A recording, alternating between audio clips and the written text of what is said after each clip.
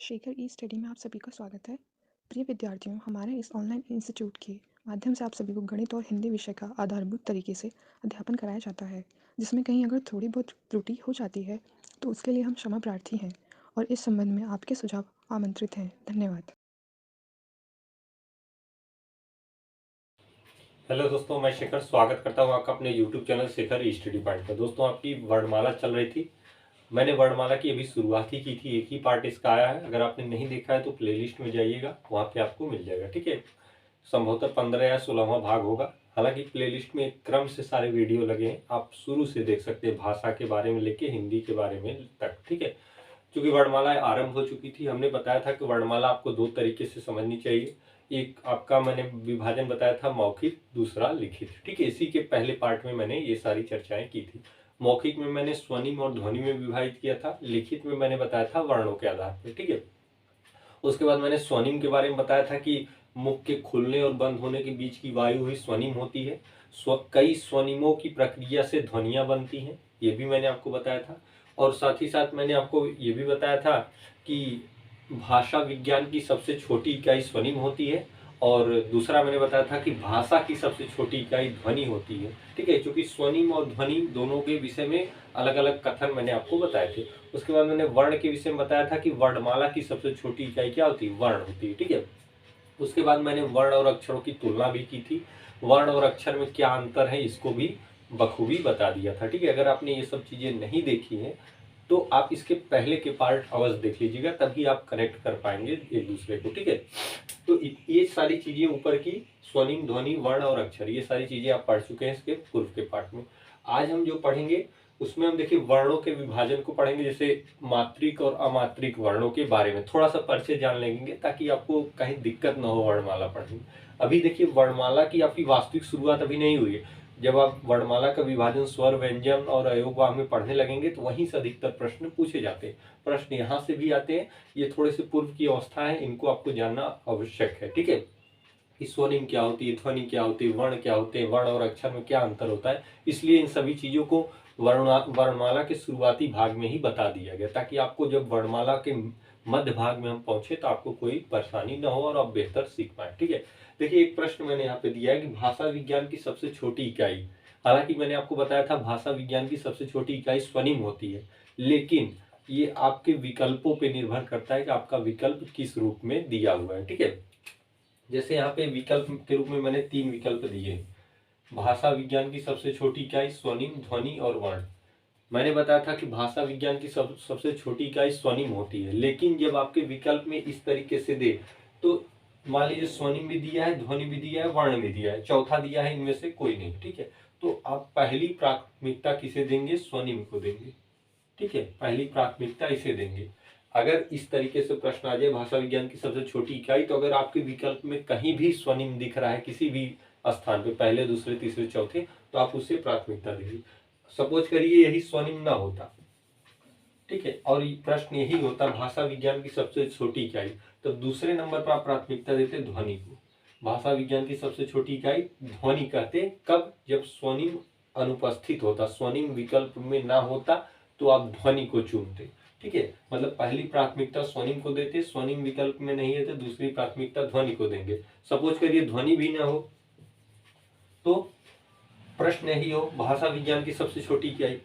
अगर दोनों विकल्प में स्वनिम और ध्वनि ना हो तब आप वर्ण को प्राथमिकता देंगे। ठीक है, मतलब पहले स्थान पे आप स्वनिम को रखेंगे, स्वनिम विकल्प में ना मिलता हो तो ध्वनि को देखेंगे, ध्वनि भी विकल्प में ना हो तो वर्ण को देखेंगे। ठीक है, तो इस तरीके के प्रश्न पूछे जा सकते हैं। ऐसा नहीं कि आप एक ही रट के बैठे रहे, भाषा विज्ञान की सबसे छोटी इकाई स्वनिम होती है, भाषा की सबसे छोटी इकाई ध्वनि होती है, और आपको भी प्रश्न में उलझा दिया तो आप थोड़ा सा गड़बड़ा जाए। ठीक है, लेकिन अगर इस चीज को आप जानते रहेंगे तो आपका प्रश्न गलत नहीं होगा, ऐसे भी प्रश्न पूछे जाते हैं। ठीक है, क्योंकि स्वनिम की अनुपस्थिति में ध्वनि को स्थान मिलता है, ध्वनि की अनुपस्थिति में वर्ण को स्थान मिलता है। ठीक है, तो इस तरीके से आपको प्रश्नों को हल करना है। आइए देखते हैं वर्ण के प्रकार में मात्रिक और अमात्रिक वर्ण किसे कहते हैं।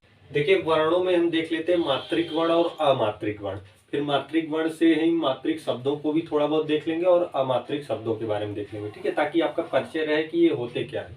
देखिए केवल सीधे सीधे आप इनसे समझिए कि मात्रिक वर्ण की जब बात करेगा तो आपको ये अक्षर के रूप में मिलेंगे। जैसे मैंने अभी कल ही आपको वर्ण और अक्षर में अंतर बताया था। देखिए अ अक्षर के रूप में, ख अक्षर के रूप में, च और ज, ये सारे क्या है, मात्रिक वर्ण। ऐसा नहीं बस इतने ही होते, ऐसे जितने लिखे जाएंगे, चाहे प लिख दीजिए, चाहे म लिख दीजिए, चाहे ग लिख दीजिए, जितने अक्षर आप लिख रहे हैं ये सारे क्या है, मात्रिक वर्ण है। इनमें मात्रा है, ठीक है, मात्रिक वर्ण। लेकिन इसी के इतर जब मात्रिक शब्द की बात करेंगे तो उसमें आपको शब्द में मात्रा दिखनी चाहिए। इसमें कोई मात्रा दिख तो नहीं रही। ख जरूर इसमें स्वर लगा हुआ है, ख में। ख को अगर आप अलग कर देंगे तो ख प्लस अ हो जाएगा, मैंने अभी कल ही आपको बताया था। लेकिन जब इस मात्रिक शब्द की बात करेंगे तो देखिए अमात्रिक वर्ण है, लेकिन मात्रिक शब्द इसका आम। देखिए मात्रा आ की लगी है, आम, तो कोई भी मात्रा लगी है तो मात्रिक शब्द हो जाएगा। जैसे देखिए खगोल, यहाँ पे देखिए ख क्या है, मात्रिक वर्ण है। अगर मात्रिक शब्द की इससे बात करेंगे तो खगोल। अब देखिए जरूरी नहीं किसी ख पे मात्रा लगी हो तभी आप कहेंगे कि मात्रिक शब्द है। उस पूरे शब्द में मात्रा कहीं भी लगी हो वो मात्रिक शब्द होगा, ठीक है। चावल, आ की मात्रा लगी है, मात्रिक शब्द है।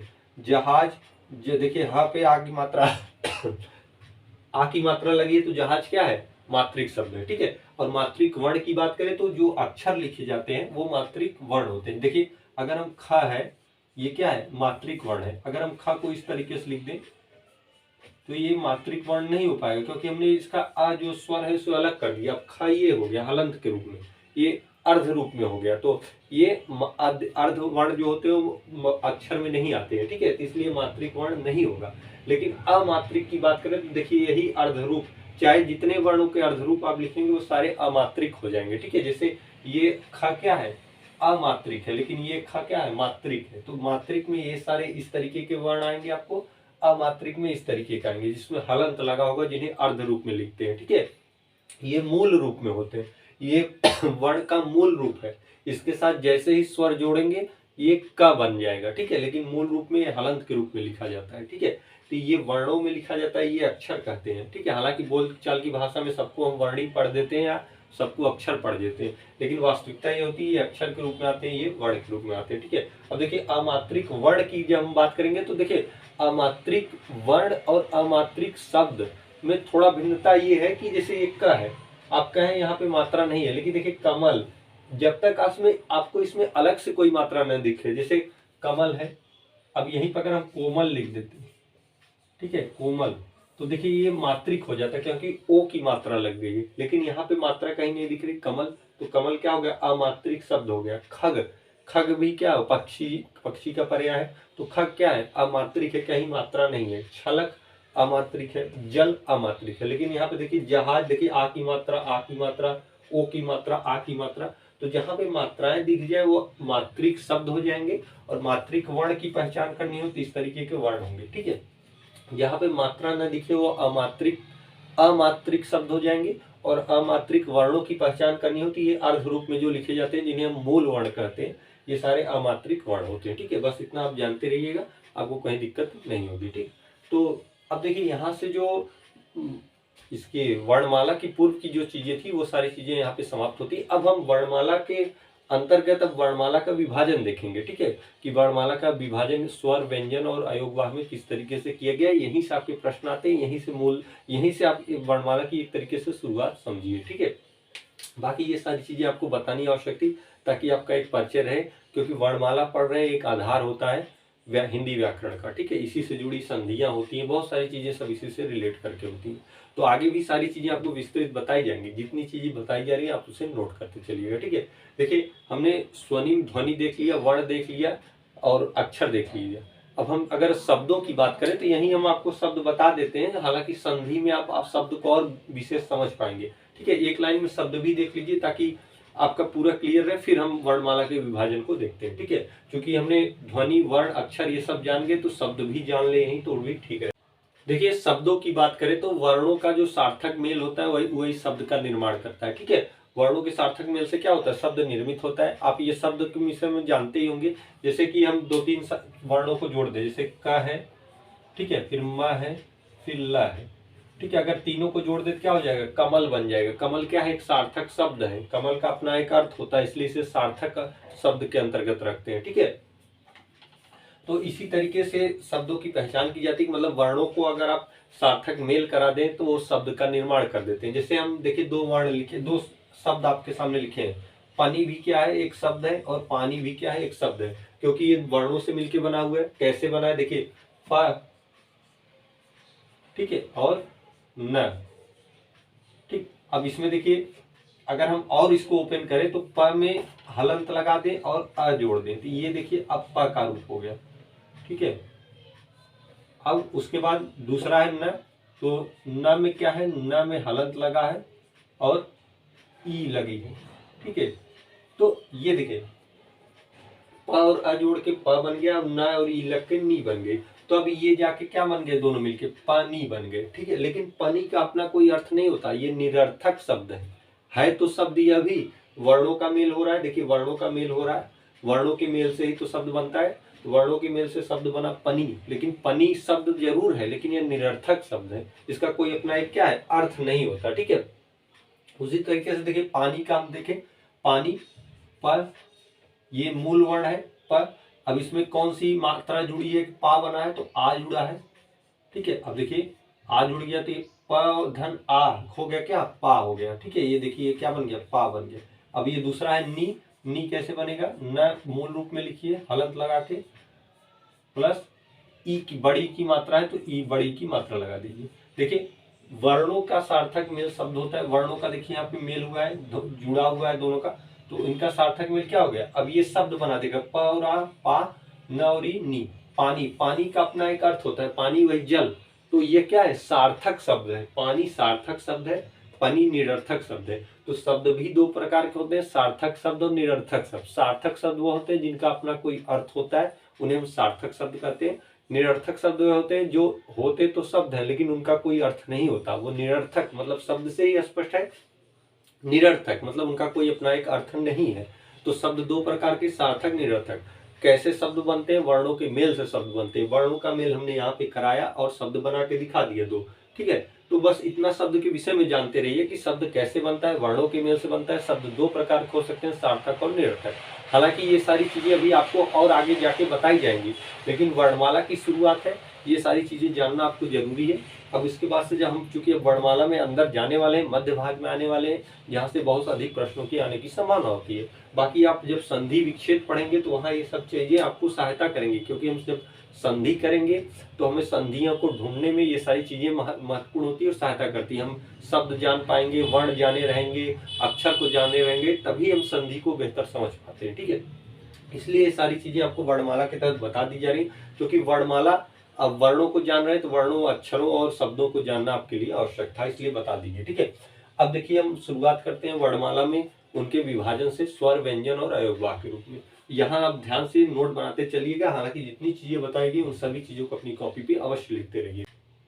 देखिए वर्णमाला का विभाजन तीन रूपों में किया गया है, पहला स्वर, दूसरा व्यंजन, तीसरा अयोगवाह, ठीक है। ये बहुत महत्वपूर्ण है, यहीं से आपको अच्छे तरीके से एकदम नोट्स बनाते हुए पढ़ते चलना है, ठीक है। यहाँ से प्रश्न अधिकतर आने की संभावनाएं होती हैं, ठीक। तो देखिए वर्णमाला में आप पहले देखेंगे स्वर, फिर व्यंजन, फिर अयोगवाह। पहले संक्षिप्त रूप में जान लेते हैं स्वर और व्यंजन और अयोगवाह होते क्या है। मैंने बताया स्वर, ठीक है, स्वर जिनका उच्चारण सरल, सहज और स्वाभाविक तरीके से किया जा सके, मतलब अगर आप उनका उच्चारण करते हैं तो सरल हो, सहज भी हो, स्वाभाविक तरीके से हो जाए। जैसे आप अ का उच्चारण कर रहे हैं, अ, आ, ई, उ, ऋष, ए, ऐ, ओ, औ, ठीक है। ये क्या है, सारे स्वर हैं, इनका उच्चारण आप सरलता से कर ले जा रहे हैं, ये स्वतंत्र है। मतलब अगर आप स्वर को लिख रहे हैं तो स्वतंत्र तरीके से लिख रहे हैं। जैसे अ लिख दिया तो ये अपने आप में स्वतंत्र है, आ लिख दिए ये अपने आप में स्वतंत्र है, ई लिख दिए ये भी अपने आप में स्वतंत्र है। तो स्वर क्या होते हैं, स्वतंत्र होते हैं, निराश्रित। अब भाई स्वतंत्र है तो निराश्रित होगा, किसी पर आश्रित नहीं होगा, इसीलिए तो वो स्वतंत्र है, ठीक है। ये इसकी विशेषता है, इसे आप नोट करते चलिए, पूछा जा सकता है, ठीक है। ये दीर्घकालीन इकाई है, मतलब ये आ, ई आप इसे स्वतंत्र रूप से बोल रहे हैं, दीर्घकालीन इकाई है, ठीक है। स्वरों की संख्या जो होती है वो 11 स्वर होते हैं, मैंने बताया अ, आ, ई, उ, ऋषि, ए, ऐ, ओ, औ, ठीक है। मतलब 11 स्वरों को आपको देखना है। अभी मैं आगे जब स्वरों को स्पेशली स्वर करके हेडिंग लिखवा के आपको बताऊंगा तो और विस्तृत इसके अंतर बताऊंगा। फिलहाल आप जानते रहिए स्वर कौन से हैं और मतलब किनकी इनकी संख्या कितनी है, 11 है। जिनका उच्चारण आप सरलता से कर पाते हैं, जो स्वतंत्र होते हैं, जो निराश्रित होते हैं, वो सारे क्या होते हैं, स्वर होते हैं। इसके इतर व्यंजन देखें, देखिए स्वर का जब आप विच्छेद कर संधि विच्छेद करेंगे तो होता है सुधन अर, ठीक है, सुधन अर, ये भी जानते रहिए, कहीं कहीं पूछा जाता है कि सुधन अर स्वर, ठीक है। व्यंजन, व्यंजन देखिए इससे ही स्पष्ट है, वी धन अम धन जन, ठीक है, वी धन अम धन जन, वी हमने इसका क्या किया, विच्छेद किया है, व्यंजन का विच्छेद किया है, वी धन अम धन जन, इसी व्यंजन का विच्छेद करके हमने लिखा है। देखिए वी, वी मतलब भिन्न, अम मतलब सहायता ले लिया जाता है, और जन मतलब समूह होता है, मतलब भिन्न समूह से सहायता लेके बने हुए जो होते हैं वर्ण, वो व्यंजन होते हैं, ठीक है। वी भिन्न, अम मतलब सहायता, और जन मतलब आप समूह जानते हैं, तो विभिन्न दूसरे समूह की सहायता से जो बनते हैं वह व्यंजन वर्ण होते हैं। जैसे हमने यहाँ लिखा स्वरों की सहायता से ये बनते हैं। व्यंजन जब भी बनेगा तो स्वरों की सहायता से ही बनेगा, ये आप जानते रहिएगा। आपने अ से पूरा 11 को देखते हैं, अ आ ई उ ऊ ऋषि ए ऐ ओ औ, ये क्या है, स्वर है, ये किसी की सहायता से नहीं बने, ये स्वतंत्र है। लेकिन व्यंजन की जब बात करेंगे तो क ख से लेके अंगर, च से ई, च छ ज झ इ से ट क च ट त प, ये सारे वर्ग जो हैं ये सारे व्यंजन के वर्ग हैं। देखिए जैसे अगर हम एक उदाहरण लें प का, ठीक है, प क्या है, व्यंजन है। कैसे बना है, देखिए प मूल रूप में इस तरीके से होता है, इसमें जब ये स्वर लग गया, प अर्ध रूप में मूल रूप में इस तरीके से लिखा जाता है, जैसे ही स्वर लग गया ये प बन गया, तो किसकी सहायता से बना, स्वर की सहायता से बना, इसलिए कहा जाता है कि स्वरों की सहायता से कौन बनता है, व्यंजन बनता है, ठीक है। ये आश्रित इकाई है, आश्रित किस पे है, स्वर पे है, बिना स्वरों की सहायता से इनका कोई वजूद नहीं है, बिना स्वर की सहायता से आप व्यंजन नहीं लिख सकते, ना ही इनका निर्माण कर सकते हैं।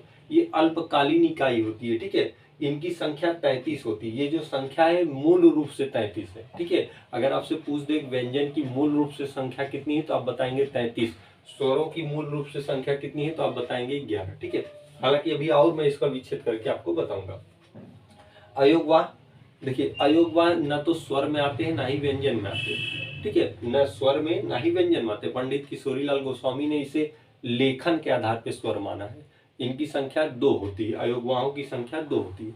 अभी मैं जब अयोगवाह को बताऊंगा तो उसमें आपको बताऊंगा वो 2 कौन कौन से होते हैं, ठीक है। फिलहाल आप जानते रहे वर्णमाला में आपको देखना है स्वर, व्यंजन और अयोगवाह, ठीक है। अब इसके अगले पार्ट में हम एक एक करके स्वर के विषय में चर्चा करेंगे, व्यंजन और अयोगवाह के विषय में चर्चा करेंगे, ठीक है। वहां आपको बताएंगे कि व्यंजन 33 हैं तो कौन कौन से हैं, और इसके इतर भी कौन कौन से हैं, अयोगवाह 2 हैं तो कौन से हैं, इनकी क्या विशेषताएं हैं, स्वर 11 स्वरों के बारे में हम बात करेंगे, ठीक है। बाकी इतना जानते रहिए कि स्वर स्वतंत्र होता है, व्यंजन स्वर की सहायता से लिखा जाता है, इसलिए यह क्या होता है, आश्रित इकाई होती है, ठीक है। मैंने यहाँ पे एक उदाहरण आपको दिया है प का, प क्या है, व्यंजन वर्ण है, लेकिन किसकी सहायता से लिखा गया, स्वर के सहायता से। जब आप इसका विच्छेद करेंगे तो अर्ध प के रूप में ये अलग हो जाएगा, ये मूल वर्ण होता है, इसमें स्वर जुड़ गया। अब देखिए यह प बना है, प क्या है, व्यंजन है, ठीक है। अगर व्यंजन को ही विच्छेद करके देखेंगे तो ये अपने आप में ही बता रहा है कि वी धन अम धन जन, मतलब विभिन्न समूहों की सहायता से जो बना है वही व्यंजन होता है, ठीक है। तो आज की वीडियो में फिलहाल इतना ही।